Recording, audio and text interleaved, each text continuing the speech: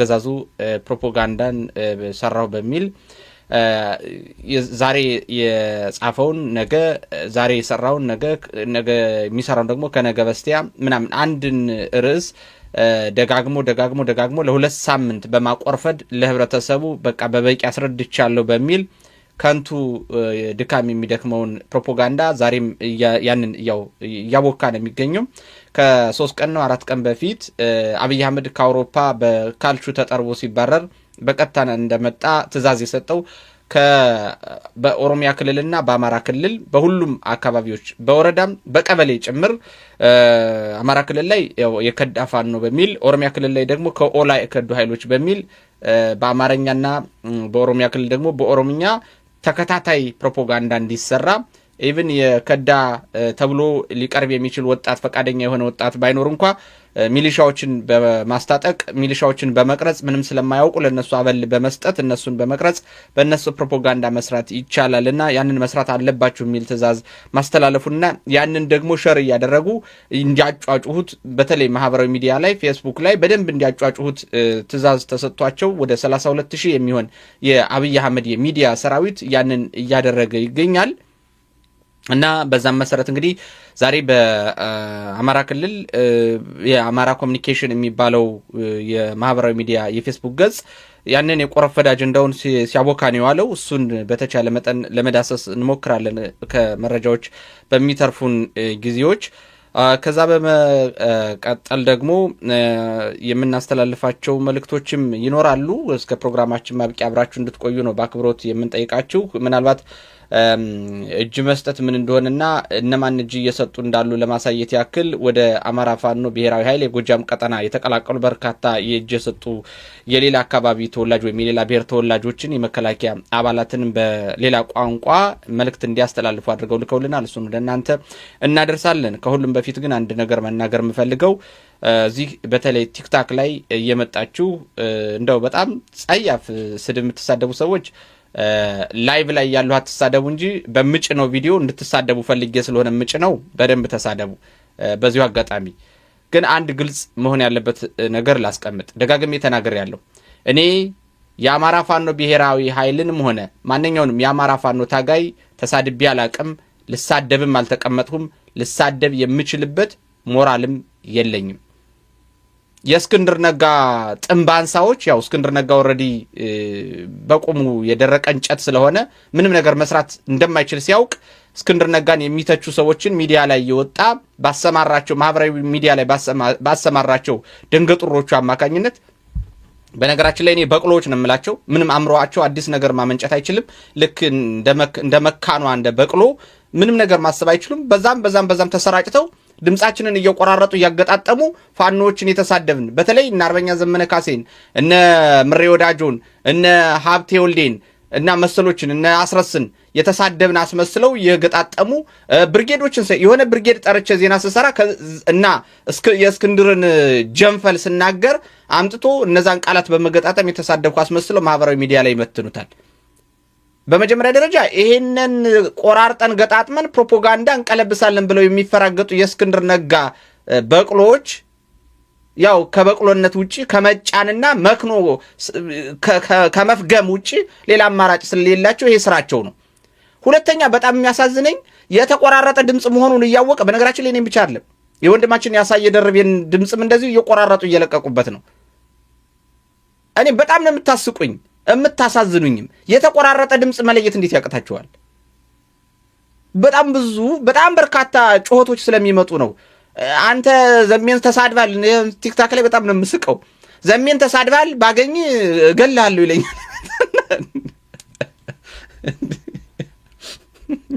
እንግዲህ በሽስ ቪዲዮ ሰራው፣ ጽሁፍ ጻፍ፣ በሳተላይት ቴሌቪዥን ደጋግሜ የተናገሩ የሚሰማ ጆሮ የሚያስተውል ልቡና የሚረዳ አእምሮ ከሌለ ምንም ላደርግ አልችልም። እኔ ይሄን ያክል እስክንድር ነጋ የሚባል አባ ጨጓሪ እንዲህ በአማራ ሕዝብ ላይ ይጫወትበታል ብዬ ለሰከንድ አስቤ አላቅም። እሱ መጫወቻ ካደረጋችሁ ምንም ማድረግ አልችልም። ሌላው ሁለተኛ እየተነሳ ያለው አንድ ባለፈው የተናገርኩት ቃል አለ። አቋሜ ነው። የርዕዮተ ዓለም ልዩነት አለ። አዎ በተለይ ይሄ በእስክንድር ነጋ ዙሪያ የተሰበሰቡ የፋኖ አደረጃጀቶች ግልጽ የሆነ የርዕዮተ ዓለም ልዩነት አላቸው። ብሔርተኛ አይደሉም። ይሄን ደግሞ በራሳቸው ማኒፌስቶ በጥቁርና ነጭ ጽፈው ያስቀመጡት ነው። ተናግሬያለሁ። ማኒፌስቶ ገጽ ስንት ላይ አንቀጽ ስንት ላይ ምን ብለው እንደገለጹ በዋናነት የሚታገሉት ብሔርተኝነትን ለማጥፋት ነው። ዛት ሚንስ የአማራን ብሔርተኝነትም ለማጥፋት ነው። በቃ አለቀ። እነሱን አልደግፍም ማለት ግን ለአማራ ህልውና እታገላለሁ የሚለው እግረኛው ሰራዊት እርስ በርስ እንዲዋጋ ፈልጋለሁ ማለት አይደለም። በግልጽ ቋንቋ ማስቀመጥ እንፈልገው የትኛውም አካባቢ ላይ ማንም አንጃ እንዲሆን አልፈልግም። አንጃነትን በጽኑ ነው የምቃወመው። አንጃ ማለት በራሱ ጠላትን ትቶ እርስ በርስ ለመዋጋት ራስን ማዘጋጀት ማለት ነው። ለዚህ ነው ጎጃም ላይ እስክንድር ነጋ የሚባል አባ ጨጓሬ አንጃ ሊፈጥር ሲንቀሳቀስ ስነ ስርዓት ያዝ። ትጥቁን የገዛው የአማራ ህዝብ ነው። ታጣቂዎች ወይም ሰራዊቱ የአማራ ሰራዊቶች ናቸው። የእስክንድር ነጋ ባሪያ አይደሉም። የአንድ የግለሰብ ዕቃዎች አይደሉም። ስነ ስርዓት ያዝ ብዬ ተናግሬያለሁ። አሁንም እናገራለሁ።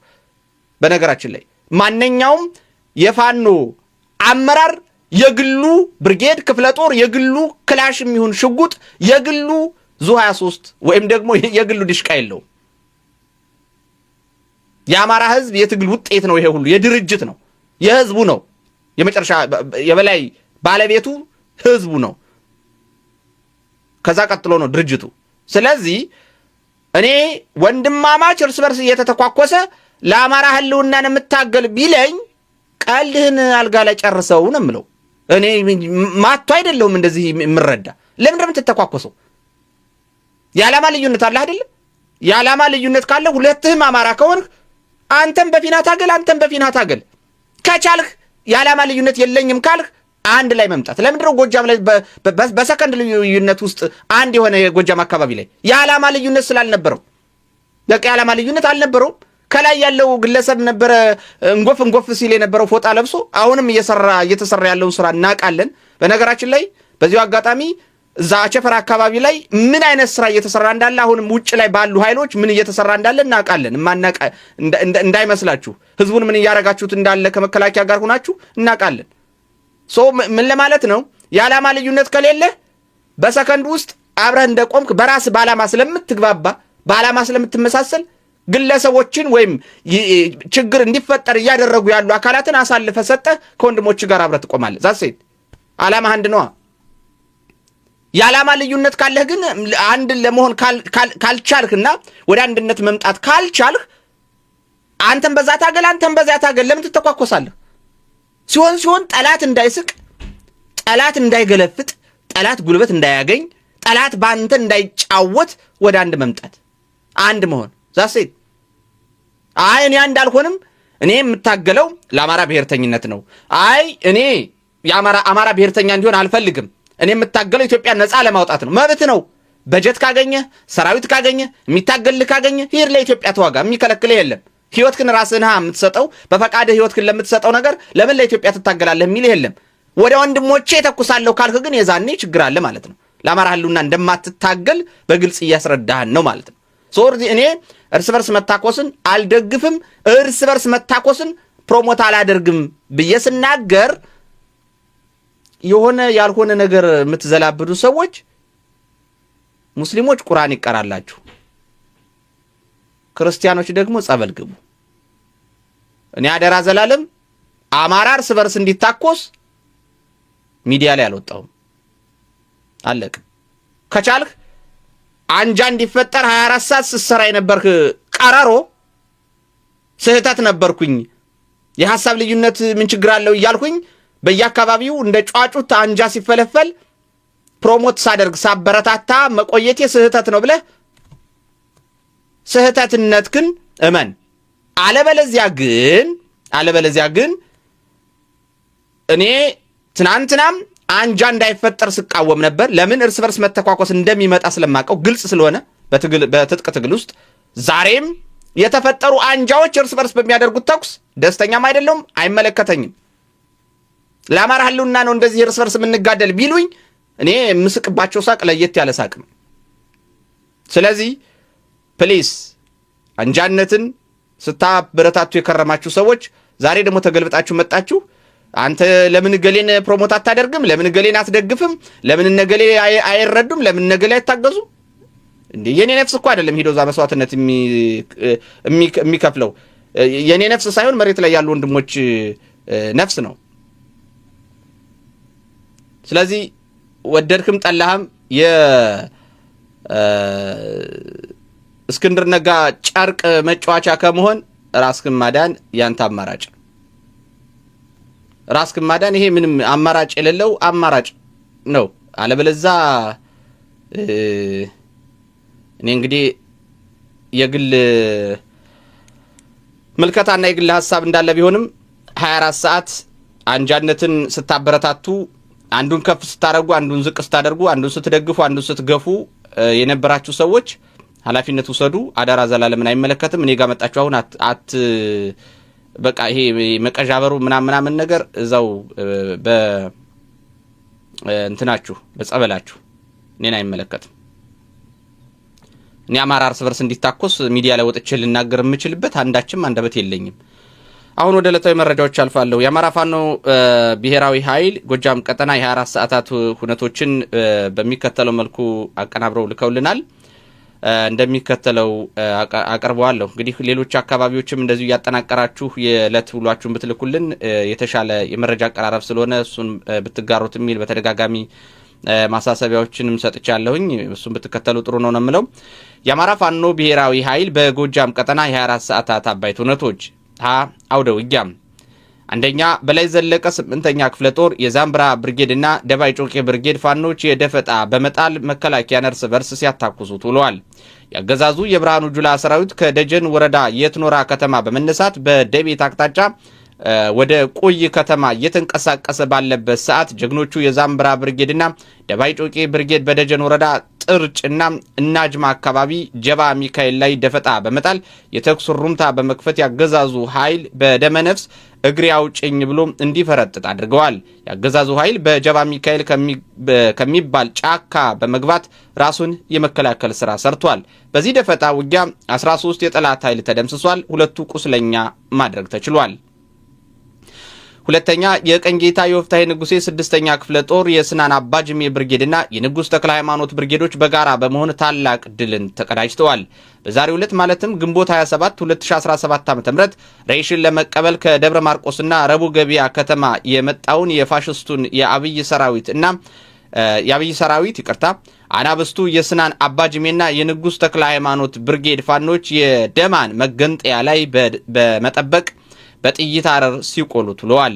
ውጊያው ከ12 ሰዓት እስከ 8 ሰዓት የቆየ ሲሆን በውጊያው 107 ሮኬት፣ ፔምፔ፣ መድፍና ዙ 23 የታገዘ ቢሆንም ጀግኖች ፋኖቻችን ግን ከስሩ በመግባት አስከሬኑንና ቁስለኛውን አስታቅፈውታል። በሚገርም ሁኔታ ከራሱ ከጠላት በተወረወረ 107 ሮኬት ከ10 በላይ የወራሪው ሰራዊት በራሱ ወድሟል። በዚህ ውጊያ በኩል ከ29 በላይ ቆስሏል። እንግዲህ የቁስለኛው ብዛት ተጭኖ ሄደው በአንድ አይሱዙ ሙሉና በአንድ አምቡላንስ ሙሉ ነው። ከ47 በላይ ተደምስሷል። አንድ የሻምበል አዛዥም አብሮ መደምሰሱን ማረጋገጥ ተችሏል። በምርኮ ደረጃ 8 ጥቁር ክላሽ እንዲሁም ቁጥሩ ያልታወቀ የወገብ ትጥቅ ካዘና በርካታ ተተኳሽ የተማረከ ሲሆን እስከ ቅርብ ሰዓት ድረስ የመረጃ እስከተጠናቀረበት እንግዲህ መረጃው ተጠናክሮ የተላከልን በኢትዮጵያ አቆጣጠር ከቀኑ 10 ሰዓት አካባቢ ነው። ጠላት አስከሬኑን እየለቀመ እንደሆነ ለማረጋገጥ ተችሏል ይላል። እንግዲህ በጠላት በገፍ እየረገፈ ፋኖን ጠላት በገፍ እየፈረሰ ፋኖን እየተቀላቀለ ነው። አንደኛ ከፑል ቤት ከእንጀራ ቤት እየሰበሰበ ያሰለጠነው የብርሃኑ ጁላ አራዊት ሰራዊት ዘግይቶም ቢሆን ሚስጥሩ የገባው እየፈራረሰ ፋኖን መቀላቀሉን ተያይዞታል። በቀን 26/09/2017 ዓ.ም 6 የመከላከያ አባላት 1 ስናይፐርና 5 ክላሽ ከነሙሉ ተተኳሹ በመያዝ ነበልባሉን የአብራጅት ብርጌድን ተቀላቅለዋል። ሁለተኛ በዛሬው ዕለት ግንቦት 27 ቀን 2017 ዓ.ም 3 የወራሪው መከላከያ አባላት 1 ብሬንና 2 ክላሽንኮቭ በመያዝ 9ኛ ሳሙኤል አወቀ ክፍለ ጦር አረንዛው ጎንቻ ብርጌድን ተቀላቅለዋል።